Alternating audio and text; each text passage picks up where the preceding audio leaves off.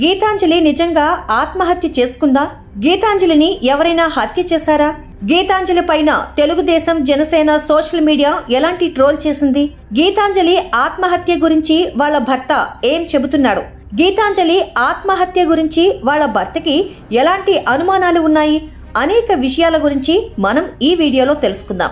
గీతాంజలి మరణ వార్త ఆంధ్రప్రదేశ్ రాజకీయాలను కుదిపేస్తోంది. సోషల్ మీడియా ట్రోలింగ్ వల్లే తన భార్య సూసైడ్ చేసుకుందని గీతాంజలి భర్త చెప్తున్నారు.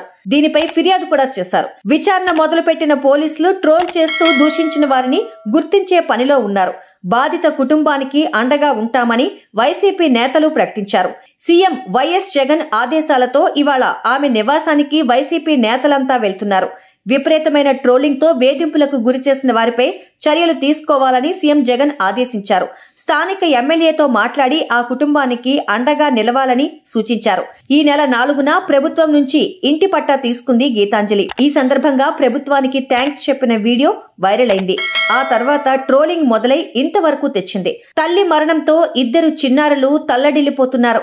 తనకు అమ్మఒడి అందిందని, కుటుంబ సభ్యులకు మిగతా పథకాలు కూడా అందుతున్నాయని చెప్పినందుకే ఇలా ట్రోల్ చేస్తారా అంటూ వైసీపీ నేతలు ప్రశ్నిస్తున్నారు. తెనాలిలో గీతాంజలి మృతిపై బీసీ కమిషన్ సీరియస్ అయింది.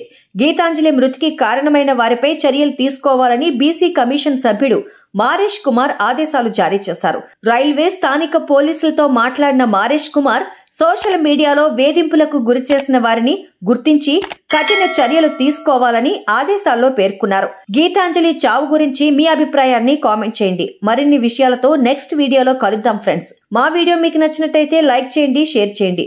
మా సోషల్ పోస్ట్ టీవీ ఛానల్ ని సబ్స్క్రైబ్ చేసుకోండి.